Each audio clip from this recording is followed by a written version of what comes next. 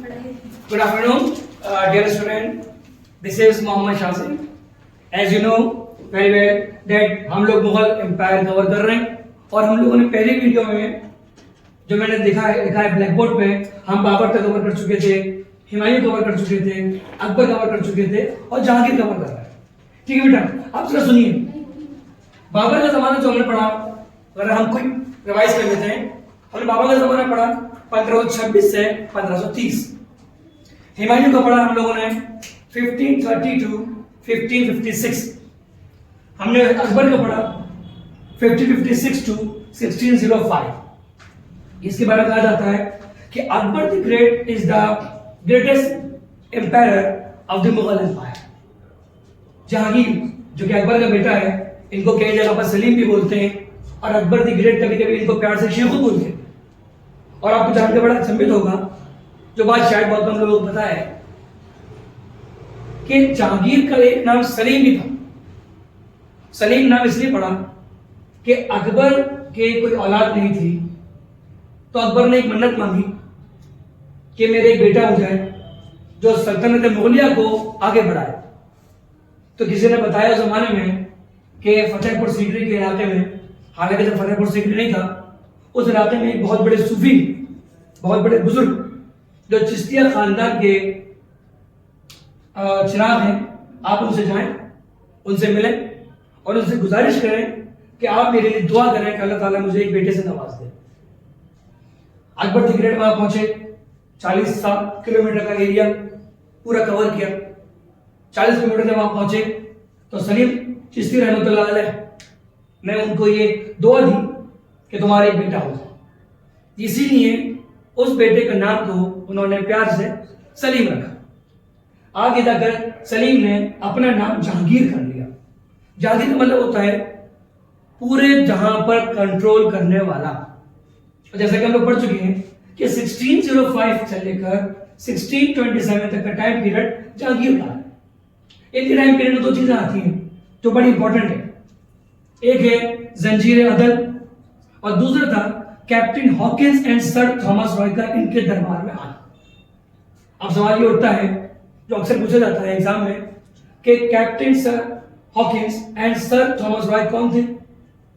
तो इसका आंसर है बच्चों, दे आर दी ब्रिटिशर्स. जैसा कि आपको याद होगा, अकबर के जमाने में जो एक रॉल्फ के नाम से व्यक्ति आया था, वो भी ब्रिटिशर था, ये भी ब्रिटिशर थे. लेकिन यहां पर इन लोगों का मकसद देश में कंट्रोल करना नहीं था. यहां ये चेक करना था कि भारत के अंदर क्या ऐसे हालात हैं जो हमारे लिए मुनाफिक हो सकते हैं, हमारे लिए फायदेमंद हो सकते हैं. वो कैसे होंगे?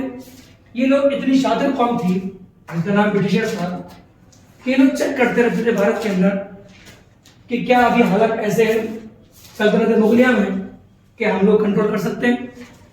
तो उन्होंने अंदाजा लगाया कि अभी हालात ऐसे नहीं है कि सल्तनत मुगलिया में कंट्रोल किया जाए. इसलिए वो वक्तन आके चेक करते रहते थे, ये देखने के लिए कि आखिर सल्तनत मुगलिया में चल क्या रहा है.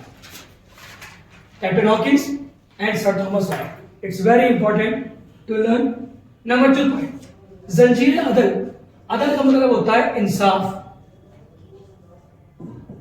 इंसाफ किस तरीके का?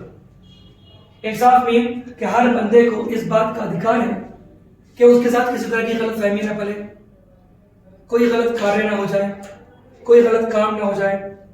जिस चीज के लिए उसको काम दिया गया है वो काम मुकम्मल करे, काम कंप्लीट करे. अगर नहीं हो रहा है, उसके साथ बेईमानी हो रही है, तो जहांगीर ने अपने टाइम पीरियड पर एक जंजीर लटकाई थी जो शहर के बिल्कुल बीचों बीच थी. उस जंजीर का नाम था अदल, मतलब इंसाफ की जंजीर. और ये काफी अच्छी बात है.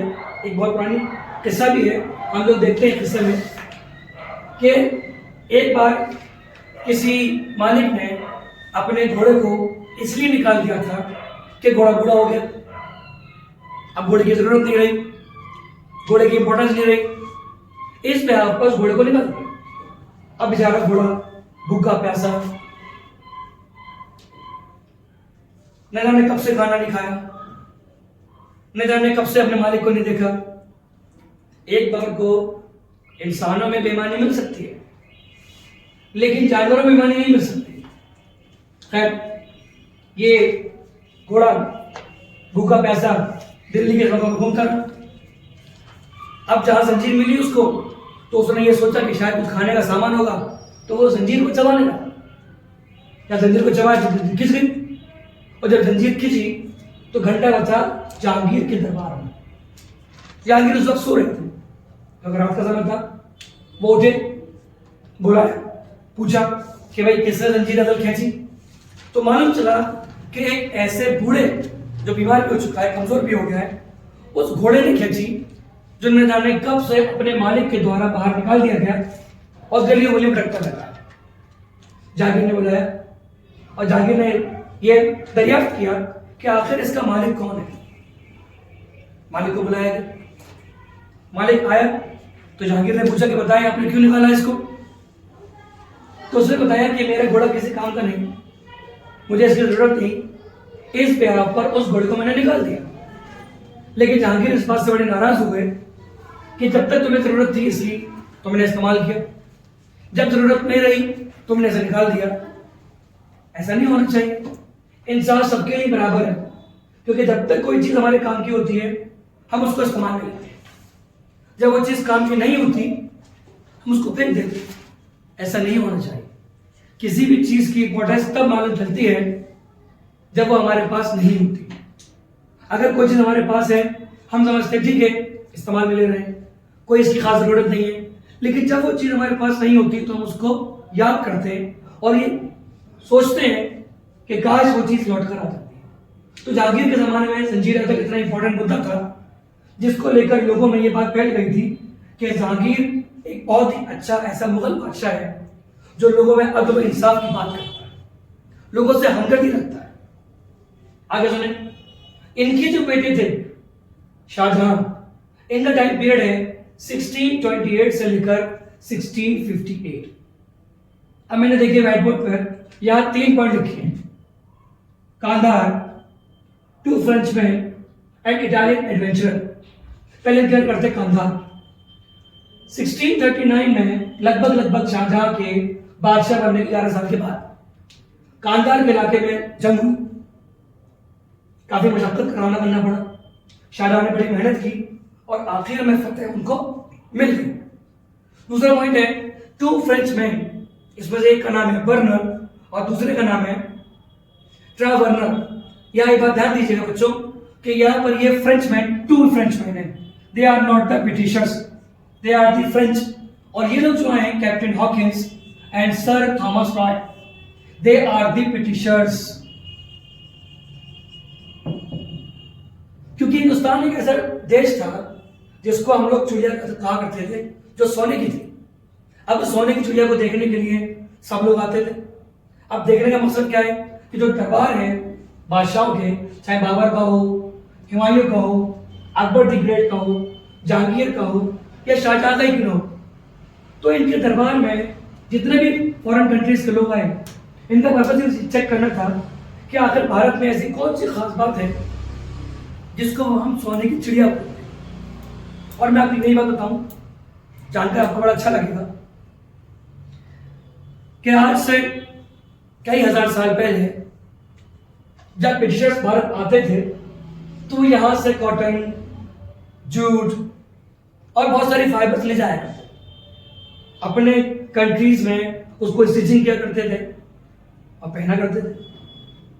अक्सर ये मिसाल दी जाती है इतिहास की पुरानी किताबों में, हम पढ़ेंगे उसको आगे आपको, कि ब्रिटिश की औरतें या ब्रिटिश की महिलाएं हिंदुस्तान से मंगाए गए कपड़ों को पहनकर बहुत इटलाती फिरती थी।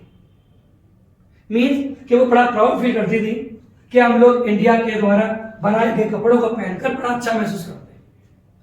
अब सवाल ये उठता है कि वो जमाने कहां चले गए। आज हम लोग फॉरेन कंट्री से कपड़े लेकर खुश होते हैं, नाइकी, एडिडास और बहुत सारे फॉरेनर्स, चाहे वो ब्रिटेन का हो, फ्रांस का हो, रशिया का हो, जापान का हो, इवन चाइना का क्यों ना हो, चाइना की चीजें तो हर जगह मिलती हैं। तो इसकी वजह क्या रही? हमारे फेल्यूर होने की और दूसरे कंट्री के हमसे आगे बढ़ने की वजह क्या रही? तो इसकी वजह है इन लोगों का हमारे देश में आकर सीखना। और हमारे फेलियर होने की वजह रही कि हम लोगों ने सीखना बंद कर दिया।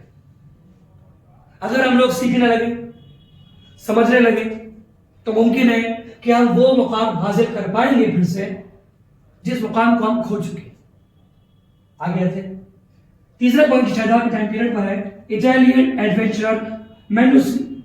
ये इटली के रहने वाले थे लेकिन एडवेंचरर्स थे। एडवेंचरर्स कौन होते हैं? एडवेंचरर्स वो लोग होते हैं जिनको कुछ ना कुछ चीजें जांचने की, कुछ ना कुछ चीजें समझने की, कुछ ना कुछ चीजें जानने की बड़ी इच्छा रहती है। वो चाहते हैं कि कुछ ना कुछ नया सीखें, कुछ ना कुछ नया बताएं। तो हम भी आपको अपनी अपनी वीडियोस में कुछ ना कुछ नया बताएंगे जो आपके लिए काफी फायदेमंद है। तो याद रखिएगा, पहले इंपॉर्टेंट पॉइंट है शाहजहां के जमाने में कांधार 1639, 2 फ्रेंचमैन का भारत में आना, जिसमें एक का नाम है बर्नर्ड, दूसरे का नाम है ट्रेवर, और एक बंदा और था, उसका नाम है इटालियन एडवेंचरर्स मेनोसे। ठीक है बच्चों, अब आगे बढ़ते हैं। शाहजहां के द्वारा बनाई गई वो चीजें जो काफी इंपॉर्टेंट रही, उसमें आते हैं Moti Masjid and the Taj Mahal, Jama Masjid and red fort. Moti Masjid कहां पर है? मोती मस्जिद अगर हम लोग ताजमहल जाएं, ताजमहल आगरा में है, और आगरा मुगलों की राजधानी रहा है। शाहजहां ने राजधानी आगरा से दिल्ली शिफ्ट कर दी थी इस ब्याह पर कि उसको लाल पत्थर से और संगे मरमर से बड़ा प्यार था। आप कभी गौर कीजिएगा, शाहजहां की हर बिल्डिंग, चाहे वो मोती मस्जिद हो, चाहे वो ताजमहल हो, चाहे जामा मस्जिद हो, यहां तक कि दिल्ली का लाल किला, या तो उस पर रेड पत्थर लगे हुए, लाल पत्थर, या फिर संगे मरमर का इस्तेमाल किया गया। ताजमहल जो है, जो इसका आता है ताजमहल का, इस आते में यहां पर ताजमहल है और इसके वेस्टर्न तरफ, वेस्ट पार्ट की तरफ एक मस्जिद है, that it is called the Moti Masjid. और जैसे कि हम लोग जानते हैं, मस्जिद का मतलब होता है नमाज पढ़ने की जगह। अगर हम ताजमहल के पास जाएं तो देखते हैं कि ताजमहल पे इस जगह पर एक चीज और है जो same as it is Moti Masjid की तरह दिखती है, but it is not a masjid, it is called the Jamat खाना।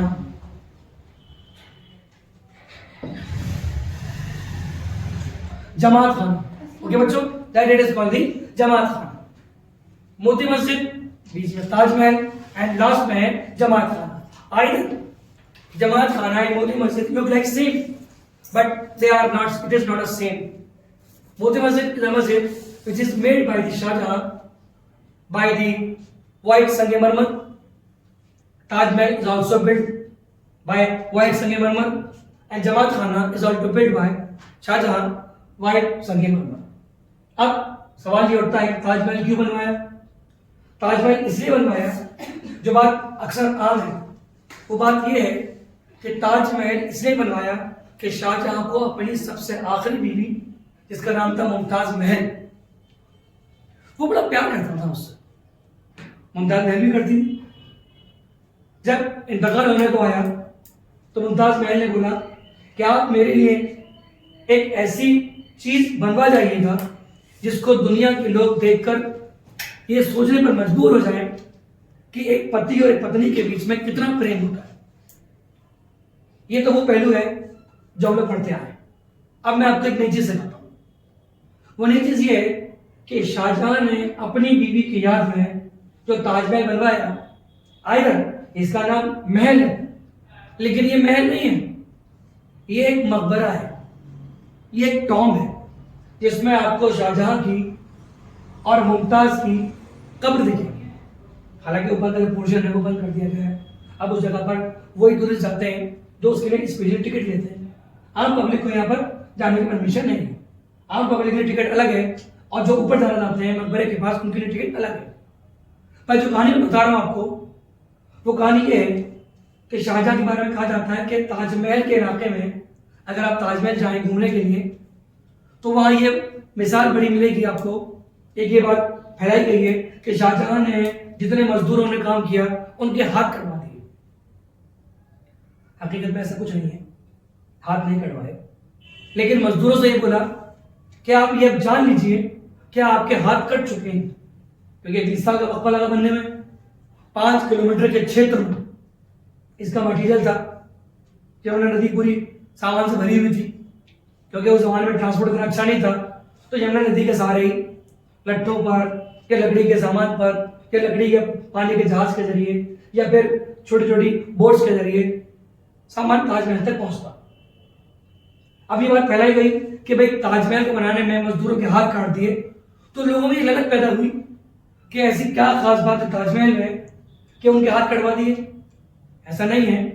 शाहजहां ने ये कहा मजदूरों से कि आप मान लीजिए कि आपके हाथ कट गए, क्योंकि अब आप इस जैसा कोई दूसरा महल या दूसरा मकबरा नहीं बनाएंगे। पर्पस ये था कि पूरी दुनिया में मोहब्बत की मिसाल कायम होनी चाहिए। एक बात मैं बताऊंगा आपको, शाहजहां ने अपनी छोटी बीवी मुमताज महल के लिए मकबरा इसलिए बनवाया कि मुमताज महल ने मुगल एम्पायर की सल्तनत को या मुगल एम्पायर को इकोनॉमिकली डेवलप करने के लिए, मुआशी तौर पर आगे बढ़ाने के लिए, आर्थिक तौर पर आगे बढ़ाने के लिए इंडिया से चाइना के बीच में सिल्क रोड की शुरुआत की थी। अब जब इंडिया से चाइना के बीच में सिल्क रोड चल गया, तो सिल्क तो हम जानते हैं काफी महंगा होता है, काफी क्वालिटी वाइज होता है। इससे फायदा क्या हुआ कि हिंदुस्तान चाइना के बीच के रिलेशन काफी अच्छे हो गए। शाहजहां को पसंद आया कि भाई मेरी बीवी जो कि छोटी है लेकिन इकोनॉमिकली बड़ी स्ट्रांग है और मेरे लिए सल्तनत में काफी अच्छी मात्रा में काम कर रही है, तो इसके लिए मैं कुछ ना कुछ ऐसा करवा कर चाहूंगा जिसकी demand all over the world फैले। ठीक है बच्चों, आगे बढ़ते हैं। जामा मस्जिद, ये हम सब जानते हैं, Jama Masjid is situated at Delhi. ये दिल्ली है, पुरानी दिल्ली जिसे बोलते हैं। पुरानी दिल्ली में जामा मस्जिद हमें दिखाई देती है और कहा जाता है जामा मस्जिद के बारे में कि इसको भी शाहजहां ने बड़े दिल से बनवाया। संगमरमर का इस्तेमाल हुआ है इसमें, रेड पत्थर इसमें इस्तेमाल हुआ है। लेकिन इसके एक खास बात बताऊं आपको जो बहुत कम लोगों को पता है। आज से आप लोग भी ख्याल रखिएगा कि जब भी जामा मस्जिद पर जाएं, जामा मस्जिद के 3 गेट होते हैं, north, west and south, 3 gate हैं। अब इन 3 गेट पे जो सीढ़ियां हैं, इन सीढ़ियों की खास बात यह है कि इन सारी की सारी सीढ़ियों पर जो बड़े बड़े पत्थर हैं, हर सीढ़ी पर एक एक हफ्फाज ने एक एक कुरान मजीद पढ़कर फूका है। मीन्स कि ये चीजें पता नहीं है आपको, लेकिन आप समझने की कोशिश कीजिए कि जामा मस्जिद की खासियत इसलिए भी इंपॉर्टेंट है कि जामा मस्जिद के एक एक पत्थर पर, सीढ़ी की एक एक पत्थर पर एक एक कुरान मजीद हिफ्ज किया जाए। इसीलिए जब भी हम लोग जाएं जामा मस्जिद पर तो जूते बाहर से उतार कर चलें, क्योंकि जब तक नॉलेज नहीं होती है गलती हो जाती है। लेकिन अब आपको नॉलेज है कि जामा मस्जिद की पहली सीढ़ी से लेकर ऊपर तक कुरान मजीद हफ्फाज के जरिए पढ़कर फूका गया है, इस उम्मीद से कि जब तक क़यामत नहीं आएगी, सल्तनत मुगलिया ताज रहेगी, हमेशा उसका उरूज बुलंद रहेगा, हमेशा उसकी सल्तनत अजीम रहेगी, हमेशा उसके राजाओं को, उसके किंग्स को याद किया जाएगा। लास्ट पॉइंट हमारा रेड फोर्ट। इसका नाम ही लाल किला है। मतलब क्या है इसका कि ये लाल पत्थर का बना हुआ है। और मैंने पिछली वीडियो में बताया था आपको कि आगरा में जो लाल किला है वो बनाया था सिकंदर लोधी ने। उस लाल किले की खासियत ये है कि वो लाल किला बहुत पुराना है और उस लाल किले के अंदर अकबर ने राज किया। वहां से फतेहपुर सीकरी चले गए, फतेहपुर सीकरी से लौटकर फिर आगरा आ गए, क्योंकि फतेहपुर सीकरी में पानी नहीं था, मुश्किल हालात थे, लेकिन आज वहां पानी मौजूद है। आगरा आए, आगरा में का विशाल हुआ, फिर इनके बेटे जहांगीर, जहांगीर के बेटे शाहजहां, शाहजहां को आगरा पसंद नहीं आया, इसलिए वो दिल्ली चले गए और दिल्ली में उन्होंने रेड फोर्ट की बुनियाद डाली, जहां पर हमारे प्राइम मिनिस्टर हर 15 अगस्त को वहां स्पीच देते हैं इस बिहार पर कि रेड फोर्ट हमारे देश की आन बान और शान है। ठीक है बेटा, तो जल्दी से आप फटाफट इसका स्क्रीनशॉट ले लीजिए और लिख लीजिए। तो अगले पॉइंट में हम शुरू करते हैं शाहजहां, इसके बाद औरंगजेब। ओके बच्चों, आप लोगों ने लिख लिया होगा। अब हम पढ़ते हैं अगले और आखिरी मुगल बादशाह। ये मुगल बादशाह हैं औरंगजेब और इनको आलमगीर बोला जाता है। आप गौर कीजिए कि जितने भी मैंने आपको बताए मुगल एम्पायर, सब लोगों ने अपने नाम के आगे कुछ न कुछ ऐसा लिखा जो दुनिया से कनेक्ट है, जैसे कि जहांगीर, जहां का बादशाह, शाहजहां, पूरा वर्ल्ड फतेह करने वाला, और ये है औरंगजेब आलमगीर। इनका टाइम पीरियड है 1658 से 1707 और ये कहा जाता है कि मुगल सल्तनत यहाँ पर खत्म हो गई। हालांकि ऐसा नहीं है, सल्तनत मुगलिया 1707 में खत्म नहीं हुई, लेकिन औरंगजेब के इंतकाल के बाद सल्तनत मुगलिया में ऐसा कोई बादशाह जिंदा ना बचा जो बादशाह अपने बुजुर्गों या अपने पूर्वजों की सल्तनत को चला सके। अब जरा गौर कीजिए, Aurangzeb became victorious after the brutal war of succession among his brother Dara, Shuja and Murad. Aurangzeb के 3 भाई थे, जाहिर सी बात है तीनों शाहजहां के बेटे होंगे। अब औरंगजेब ने अपने आप को राजा बनाने के लिए, अपने आप को सल्तनत मुगल का बादशाह बनाने के लिए अपने तीनों भाइयों को ब्रिचुअली मार दिया, जिसमें से एक, इसका नाम तारा है, उसको हम लोग दारुल शिको भी बोलते हैं। दारुल शिको ये कहा जाता है, दारुल शिको एक सूफी मिजाज का व्यक्ति था, एक सूफी मिजाज के शख्सियत के मालिक थे, जिन्होंने बहुत सारी किताबें लिखी है सूफीज़म के ऊपर। उसमें हज़रत निज़ामुद्दीन औलिया, महबूब इलाही, हज़रत सलीम चिश्ती रहमतुल्लाह अलैह, सबसे पहले जिस सिलसिले में वही आते हैं। दूसरे नंबर पर आते हैं हज़रत ख्वाजा बख्तर काकी रहमतुल्लाह अलैह। तीसरे नंबर पर आते हैं हज़रत ख्वाजा बाबा फरीद बिन शकर। फिर आते हैं हज़रत निज़ामुद्दीन औलिया, महबूब इलाही। फिर आते हैं हज़रत चिराग दिल्ली। ये सूफीज़म वाला चैप्टर है, मैं अगली वीडियो में आपको बताऊंगा और मैं उसमें ये पूरी तरीके से एक्सप्लेन करूंगा कि भक्ति मूवमेंट और सूफी मूवमेंट जो हमारे भारत में चला, उस भक्ति मूवमेंट में कौन कौन लोग शामिल थे, और जो सूफी मूवमेंट था उसमें चिश्तिया, कलंदरिया, सोहरावर्दिया एंड सोहरावर्दी, कादरी, ये सारे सिलसिले मैं पढ़ाऊंगा आपको नेक्स्ट वीडियो में। अभी हम कंप्लीट करते हैं अपना मुगल सल्तनत। दारुल शिको, शुजा एंड मुराद, ये 3 भाई थे, बल्कि मैं बोलूं कि 4 भाई थे औरंगजेब आलमगीर को मिलाकर। ये चारों में जो जीता है उसने अपना नाम रखा आलमगीर, औरंगजेब आलमगीर। अक्सर बार में कहा जाता है कि औरंगजेब आलमगीर एक जिंदा फकीर था, जिंदा पीर था। वो खुद टोपियां सिया करता था और सारे कामकाज अपने हाथ से करता था, कुरान मजीद को लिखता था अपने हाथ से, और उसके हदिये से जो आमदनी होती थी उससे खर्च चलाया करता था। ये औरंगजेब की जिंदगी का एक पहलू है। दूसरा पहलू ये है कि औरंगजेब के दस्तरखान पर जब कोई मेहमान आता था तो उसके दस्तरखान पर लगभग 27 किस्म की रोटियां होती थी। खाने पीने का इंतजाम इतना अच्छा होता था कि कोई दस्तरखान से खाली पेट नहीं उठता था।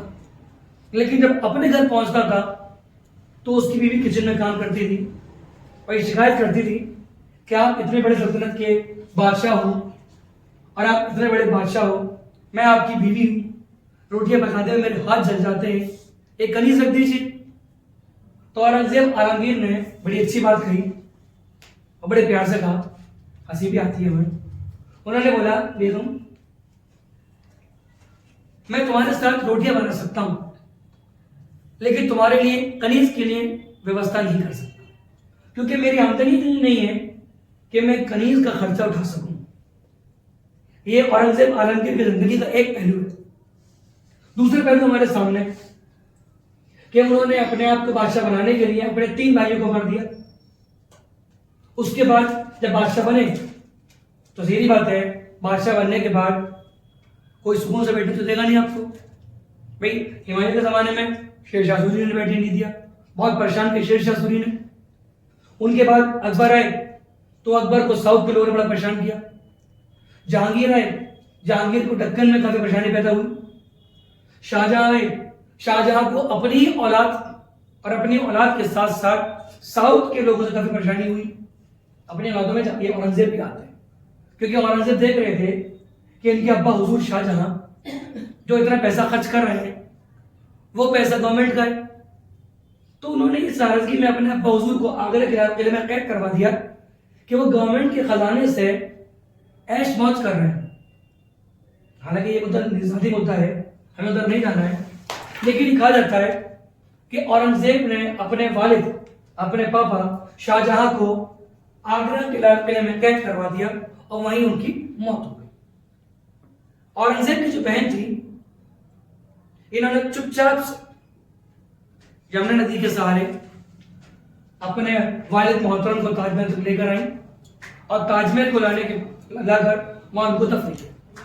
जैसे कि मैंने बताया आपको, ताजमहल कोई महल नहीं है, ये एक मकबरा है जहां पर कब्रें मियां और बीवी की हैं और ताजमहल पर हर साल उर्स होता है।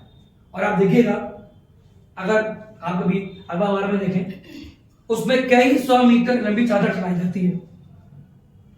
चलिए नेक्स्ट, औरंगजेब के जमाने में जो रिबेलियंस हुई वो 3 बड़ी इंपॉर्टेंट है। पहली है जाट पीजेंट्री एट मथुरा। मथुरा के इलाके में जाट जो किसान वगैरह थे, इनसे लड़ाई हुई। दूसरी 17वीं पीजेंट्री पंजाब, 17वीं लोगों से लड़ाई हुई पंजाब में। और तीसरी है बुंदेलखंड इन बुंदेलखंड। इसमें यह बात जानना जरूरी है कि जो 17वीं पीजेंट्री पंजाब में है, औरंगजेब की पता नहीं क्या नाराजगी थी कि इनकी अक्सर सिख गुरुओं से अनबन रहती थी। और सिख गुरुओं के 9 सिख गुरु, जिनका नाम है गुरु तेग बहादुर, इनको लगभग 1675 में औरंगजेब ने कत्ल करवा दिया। वजह इसकी कई सारी हो सकती है, सोशली हो सकती है, इकोनॉमिकली हो सकती है, ये अपने बादशाह को कबूल करवाने के लिए।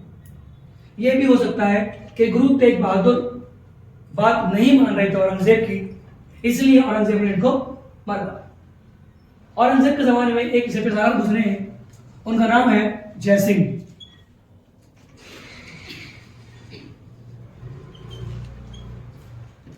जय सिंह ये बहुत ही अजीम शान सल्तनत के बानी के सिपहसालार थे और बड़े समझदार और अक्लमंद।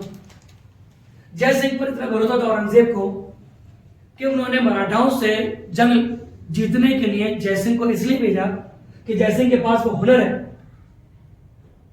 कि जय सिंह शिवाजी राव, शाहू जी महाराज, शंभाजी बालाजी बाजीराव, इनके जो आखिरी संतान थी शंभाजी, इनसे बात करने के लिए बोला। इनका नाम था शाहू। शाहू के पास पहुंचे और शाहू से बोला जय सिंह ने कि आप सल्तनत मराठा के बहुत अच्छे सिपहसालार, ताकतवर और अजीमुशान व्यक्ति हो, अजीमुशान शख्सियत हो, आप औरंगजेब से क्यों लड़ रहे हैं? वो मुगल है। अगर आप औरंगजेब की बादशाह कबूल कर लो तो औरंगजेब आपको अपने सल्तनत में लेकर एक बहुत बड़ा रुतबा आपको दे देगा। औरंगजेब जय सिंह की ये बात जो औरंगजेब ने कहलवाई थी, शाहू जी मान गए। जय सिंह ने मशवरा दिया शाहू को कि आप दिल्ली आइए और दिल्ली आकर औरंगजेब के दरबार में जाइए और उनसे ये मीटिंग कीजिए कि मेरे से जितनी भी गलतियां हुई हैं मैं उनको एक्सेप्ट करता हूं और मैं आपके साथ काम करने को तैयार हूं। जैसे की बात मानी शाहू ने। शाहू दिल्ली पहुंचे तो मालूम चला कि औरंगजेब आलमगीर लाल किले में अपना बर्थडे सेलिब्रेट कर रहा है। आप देखें, एक बादशाह जो टोपियां सी रहा है, कुरान मजीद लिख रहा है, उनके हदिये से रोजी रोटी कमा रहा है, यहाँ बर्थडे सेलिब्रेट कर रहा है। एक इतना बड़ा प्रोग्राम मुनक्कद किया है कि पूरे दुनिया, पूरे देश के लोग शामिल है। शाहू भी यहाँ पर है। जब शाहू महाराज वहां पहुंचे तो शाहू महाराज ने ये बात सीख ली और समझ ली कि औरंगजेब मेरे तरफ ध्यान नहीं दे रहे, तो मेरा यहाँ पर काम होना मुश्किल है, या शायद मेरा काम तमाम ही हो जाए। तो शाहू महाराज बड़ी चालाकी से फलों की टोकरी, क्योंकि टोकरे बड़े बड़े हुआ करते थे, उस टोकरी में बैठकर जिस बंदे ने टोकरी में फल रखे थे वही बंदा अपने सर पर टोकरी को लेकर लाल से बाहर आया और शाहू जी महाराज भाग गए। जब ये खबर लगी जयसिंह को, तो जयसिंह बड़े नाराज हुए। उन्होंने बोला औरंगजेब से कि आपने गलती कर दी, मैंने बहुत मुश्किल से शाहू महाराज को समझाया, सिखाया, बताया और तैयार किया कि आप सल्तनत मुगलिया में आ जाइए, लेकिन आपने ध्यान नहीं दिया, वो भाग गए। अब उनका भागना था और सल्तनत मुगलिया का उरूज खत्म हो गया। शाहू जी महाराज साउथ में पहुंचकर महाराष्ट्र मराठा के इलाके में एक ताकतवर फौज तैयार की, जिसमें इन्होंने हमला किया औरंगजेब। औरंगजेब को परेशानी हुई, लेकिन मराठों की परेशानी ये थी, जो कमी थी मराठों में, वो कमी ये रही कि मराठे कभी एक नहीं हुए, मराठे कभी एक नहीं हो पाए। इनमें आपस में इतनी लड़ाइयां रही कि कभी भी इनकी सल्तनत दिल्ली में नहीं पहुंच पाई। आगे सुने, Shahjahan also got Darvesh and Zinda Pir. He forbade सती। शाहजहां को दरवेश भी बोलते, दरवेश मतलब फकीर, और जिंदा पीर भी बोलते। इंपॉर्टेंट बात क्या है कि शाहजहां ने सती प्रथा खत्म की। सती प्रथा क्या है कि राजा को या किसी भी हस्बैंड, अगर हस्बैंड मर जाता है तो जो उसकी पत्नी है, उस पत्नी को भी अपने पति की चिता पर जिंदा जलना होगा। अब हम बात कर रहे हैं मुगल पीरियड की। जाहिर सी बात है आज का जमाना तो मॉडर्न, आज तो हर चीज हमारे सामने, लेकिन ऑन दैट टाइम पीरियड लड़कियां होती थी छोटी छोटी और इनके हस्बैंड हुआ करते थे उम्र का, क्योंकि पुराने लोग हुआ करते थे अपनी बच्चियों की शादी इसलिए कर दिया करते थे कि बच्ची हमारी वहां खुश रहेगी, तो वो बड़े बूढ़े लोगों से शादी कर दिया करते थे जो जल्दी मर जाया करते थे। अब मान लीजिए हस्बैंड की उम्र है 60 ईयर और वाइफ की उम्र है मात्र 20, 40 साल बड़ा आदमी। अब जाहिर सी बात है ये 20 साल और जी लिया तो 80 ईयर हो गया, डेथ इससे पहले होगी, ऐसा अनुमान है। ऐसे मौत किसी को नहीं पता कि इसकी मौत कब आ जाए। अब ये बच्ची 20 साल की है, अब ये बाई चांस एक डेथ कर गई, तो इस मासूम बच्ची को भी जिंदा सती प्रथा के नाम से अपने पति की चिता पर मरना होगा। आप इमेजिन कीजिए कि कितना दुखदाई होगा। जिंदा होकर जल जाना।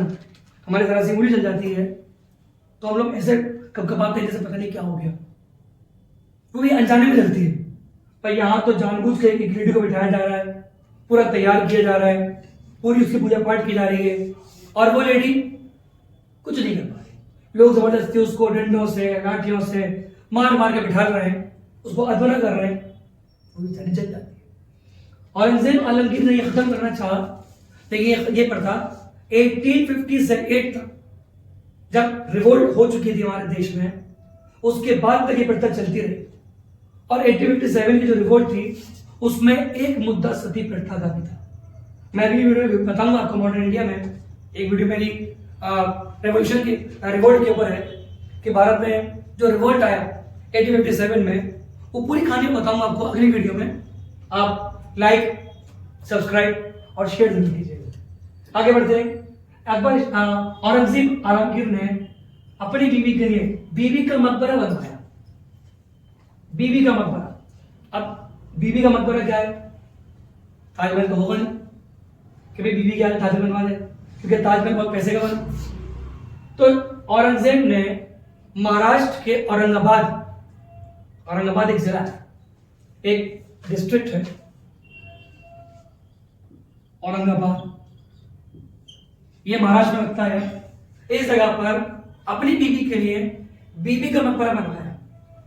ये अगर आप सर्च कीजिएगा नेट पर, ये डालिएगा नेट पर, गूगल पर, बीबी का मकबरा, तो आपको ऐसा लगेगा जैसे ताजमहल को बनाने में कुछ बिगाड़ हो गया।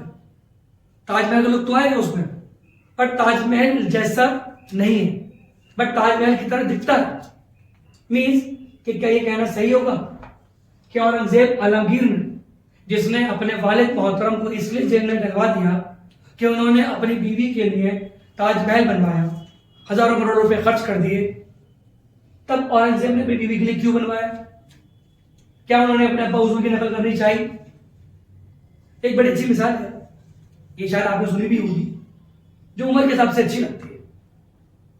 जब मैं 10 साल का था तो मेरे को लगता था कि मेरे पापा को बहुत आदत, मेरे पापा से अच्छा तो कोई नहीं है, he is a gentleman, he is a very good man.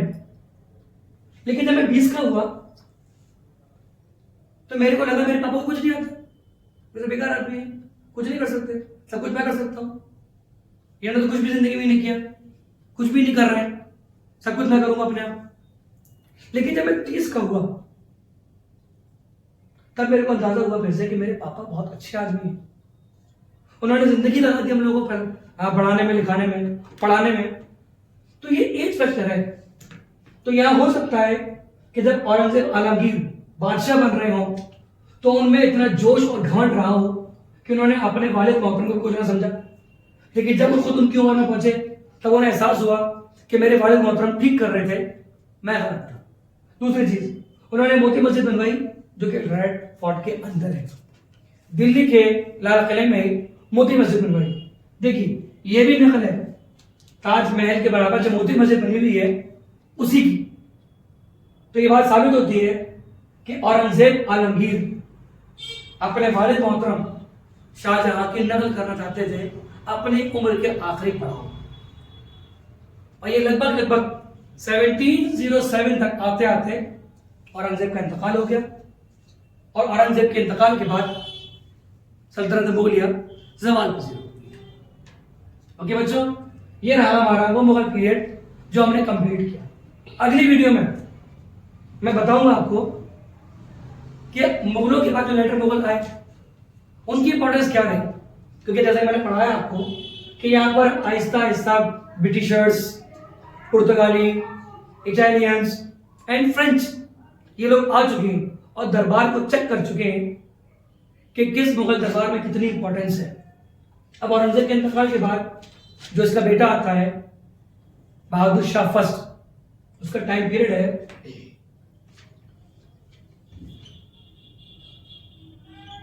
First, इनका टाइम पीरियड है 1707 to 1712। इनकी उम्र जब ये बादशाह बने on that time period he was 72 years old। अब आप खुद समझिएगा कि 72 years old का बंदा जब बादशाह बनेगा सल्तनत कैसे चलाएगा। ओके बेटा, प्लीज आप मेरी वीडियो को लाइक कीजिए, शेयर कीजिए और जितना हो सके सब्सक्राइब कीजिए। हम लोग मिलते हैं अगली वीडियो में विद जो हमारी वीडियो होगी लेटर मुगल्स। Thank you.